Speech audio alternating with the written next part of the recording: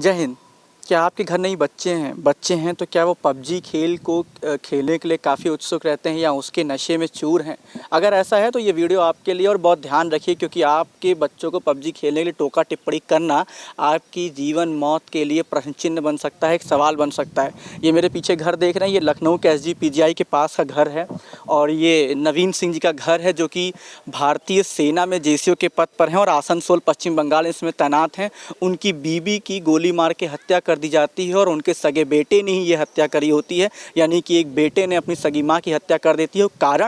कारण था कि उसने मतलब उनकी माँ ने अपने बेटे को पबजी ना खेलने के लिए या कम खेलने के लिए रोका था, टोका टिप्पणी करी थी, हिदायत दी थी। तो ये है पूरा मामला, आप देख सकते हैं।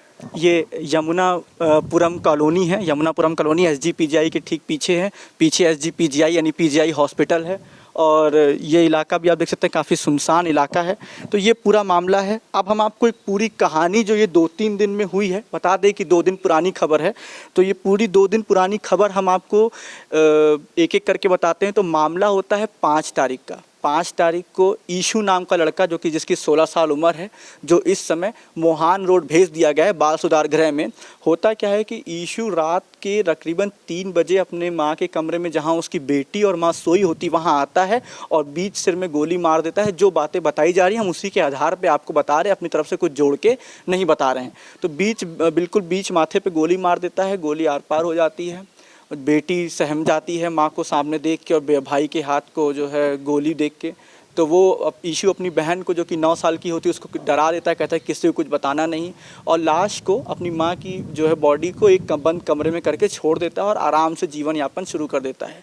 फिर लाश से बदबू ना आए इसके लिए वो घर में रूम फ्रेशनर्स के कई सारे बाहर से खरीद के लाता है और पूरे घर में रूम फ्रेशनर्स का छिड़काव करता है जिससे कि बदबू बाहर ना आए, लोगों को ना मालूम चले। और फिर रात में जब उसको 2 दिन वो अपनी माँ की लाश के साथ इसी घर में रहता है बंद कमरे में, तो जब रात में उसको डर लगता है तो वो अपने दोस्तों को बुलाता है, कहता है कि मेरी माँ जो है चाची के यहाँ चली गई, तुम आ जाओ, मैं और मेरी बहन डर रहे हैं। इसी घर में वो रात में बैठ के खेलता है, जोमेटो स्विगी से ऑर्डर करता है, पार्टियाँ करता है, और माँ की बॉडी एक तरफ बंद कमरे में है, ये भी ध्यान दीजिएगा, और दूसरी तरफ वो पार्टी कर रहा है।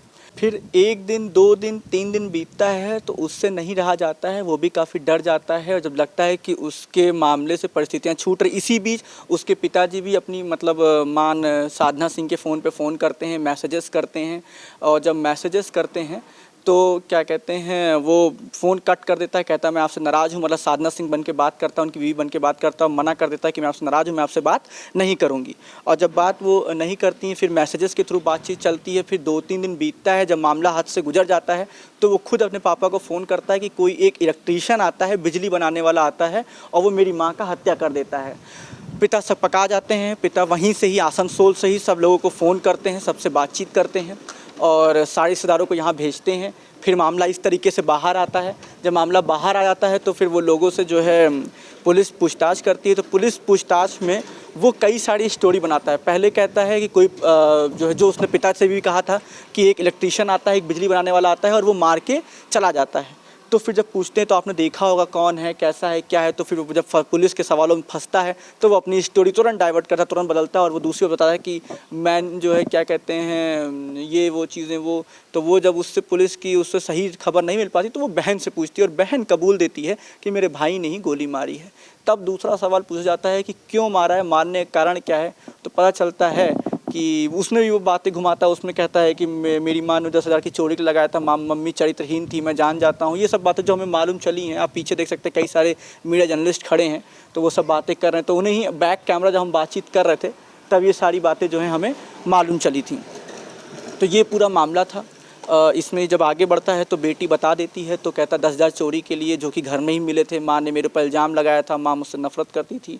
ये सारी बातें होती हैं। पुलिस दादी की FIR के तर्ज पे उन्हें गिरफ़्तार कर लेती है। दादी उनकी इंदिरापुरम में रहती हैं और ननिहाल वालों को भी अभी भी यकीन नहीं हो रहा है कि मेरे नाती ने ऐसा कर दिया है।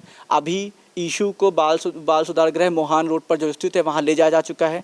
उनके पिताजी देखिए अभी घर में ताला बंद है, तो उनके पिताजी अपने गांव जा चुके हैं, क्रियाक्रम कर रहे हैं और जो कुत्ता था उसको भी ले जाया जा चुका है। बहन, पिताजी और जानवर को ले जाके अपने गांव चले गए हैं जहाँ पर इनका पैतृक गांव है। तो आप देख सकते हैं कि किस तरीके से एक मोबाइल गेम के लिए लोग इतना जो है आदी हो गए हैं। देखिए नशा तो नशा है, जब नशा सर पे चढ़ता है तो फिर कुछ और नहीं दिखता है। और नशा इतना गंभीर हो गया है कि एक बेटे ने अपनी ही सगी माँ को जान से मार दिया। ये मामला बड़ा गंभीर है। आप भी देखिए कहीं आपके पास भी ऐसे इशू जैसे बेटे तो नहीं हैं क्या? वही पबजी के गेम में इतना तो खोए नहीं हुए हैं या किसी और गेम में इतना तो खोए नहीं हुए हैं कि वो आपको अपना ही नहीं समझ रहे हैं, या उनके लिए वो गेम वो खेल आपसे आपसी रिश्ते से संबंध से खून के रिश्ते से ऊपर चढ़ गया है।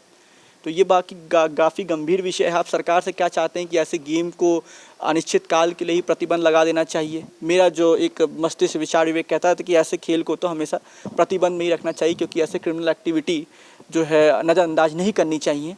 और आप क्या सोचते हैं इस पूरे विषय पे? आप भी ध्यान दीजिएगा, अपने सजग रहिएगा, अपने आस पड़ोस मोहल्ले में क्या ऐसे लोग हैं?